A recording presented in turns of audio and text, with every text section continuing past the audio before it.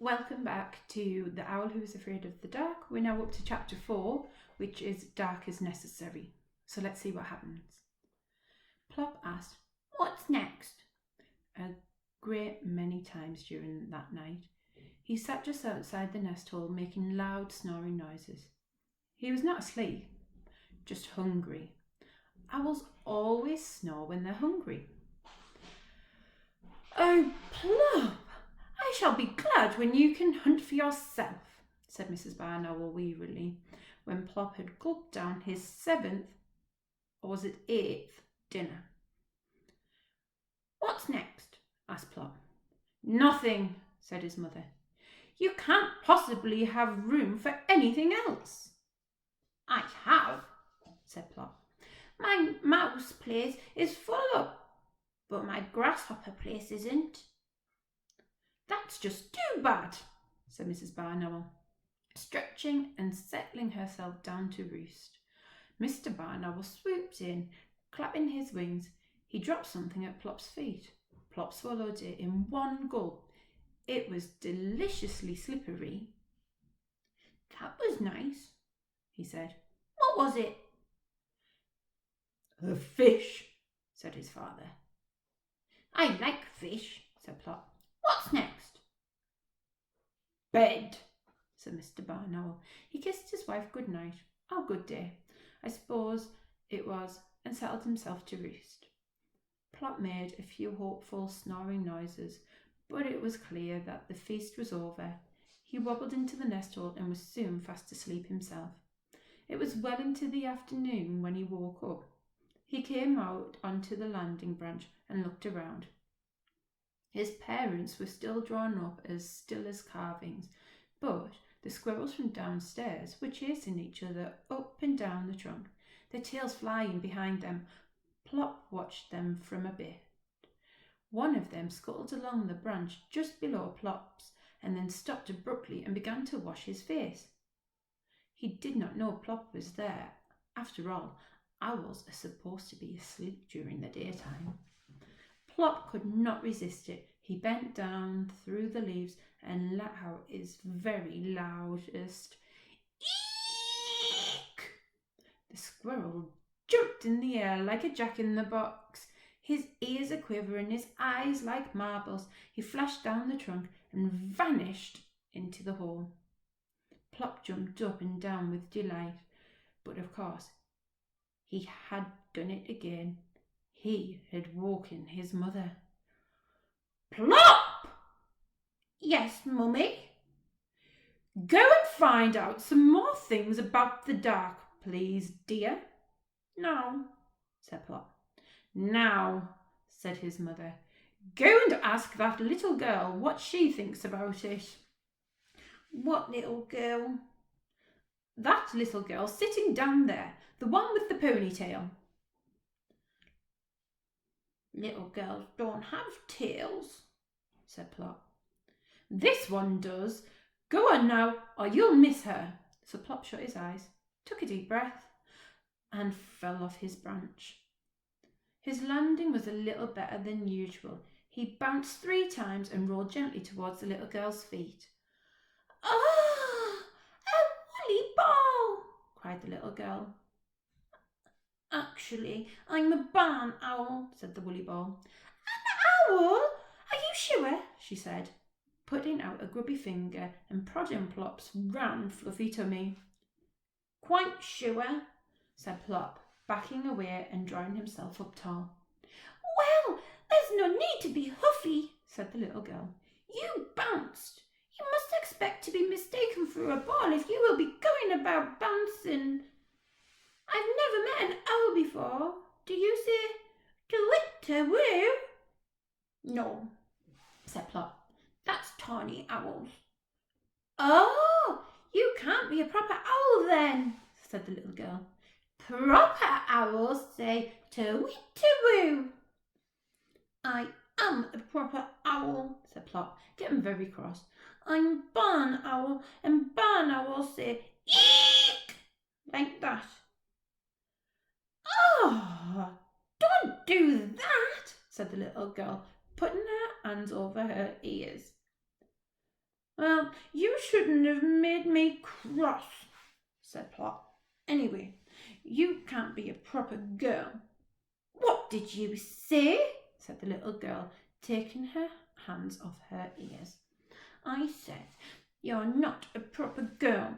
Girls don't have tails. Squirrels have tails. Rabbits have tails. Mice. This is a ponytail, said the little girl. It's the longest one in the class, she added proudly.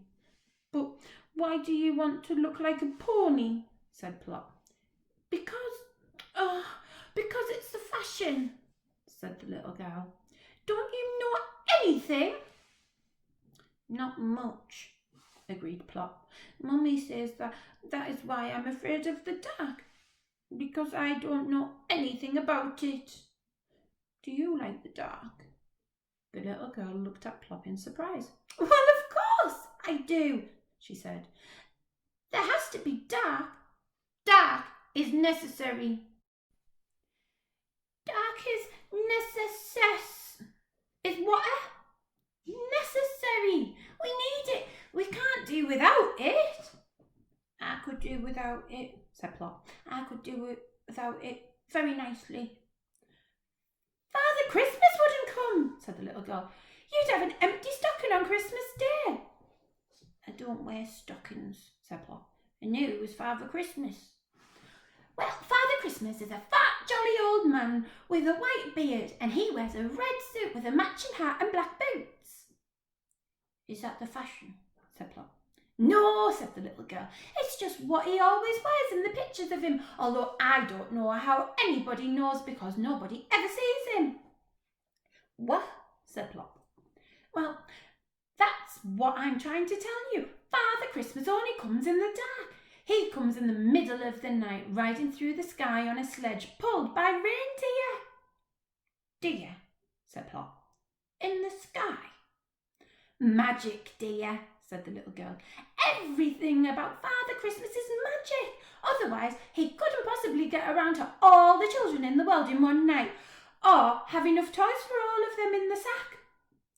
You didn't tell me about a sack. He has a sack full of toys and he puts them in the children's stockings. In their stockings, said Plop. With their feet in them. There can't be much room. No, silly. We have empty stockings at the ends of our beds for him to fill. I usually borrow one of Mummy's, but last year I hung up my tights. And did he fill them? Breathed Plop. No, only one leg, but he did put a sugar mouse in the other one. I'd rather have a wriggle mouse, said Plop. So would I, really, said the little girl. I wanted a white mouse, but Mummy says that if a mouse comes into the house, well, she will leave it, and I suppose Father Christmas didn't want me to be an orphan. Plop was thinking. I don't know. I don't think owls have Father Christmas. Not barn owls, anyway, and I haven't got a stocking to hang up. Ah, what a shame, said the little girl. Everybody should have Father Christmas. It's so exciting waking up on Christmas morning and feeling all the bumps in your stocking and trying to guess what's in it. Oh, stop it, wailed Plop. I wish he would come to me. Shut your eyes, said the little girl. Go on, shut them, and you may get a surprise.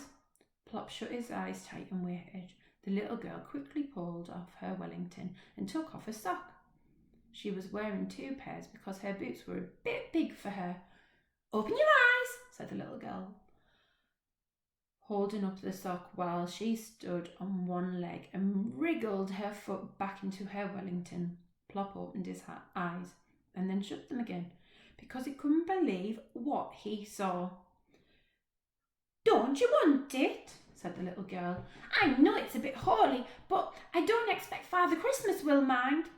Oh, thank you, said Plop, taking it with his beak and then holding it in his foot. Thank you so much. I'll go and hang it up at once. Not yet, laughed the little girl. You'll have to wait until Christmas Eve. Well, I must go now. It must be nearly tea time. Goodbye. I do hope Father Christmas will come to you. Goodbye, said Plop, bobbing his funny little bow. You are very kind. You are a proper girl. And you have a very nice eek, said the little girl. I'm going to practice it to make my brothers jump. Eek! She ran off, and Plop could hear her eeking right across the field. Plop picked up the sock in his beak and flew up to the landing branch. Well, said his mother. He began with a mouthful of sock. He put it down and tried again. The little girl says dark is necessary because of Father Christmas coming, he said. And what do you think, Plop? I still do not like it at all. But I'm going to hang up this sock for Christmas on Christmas Eve.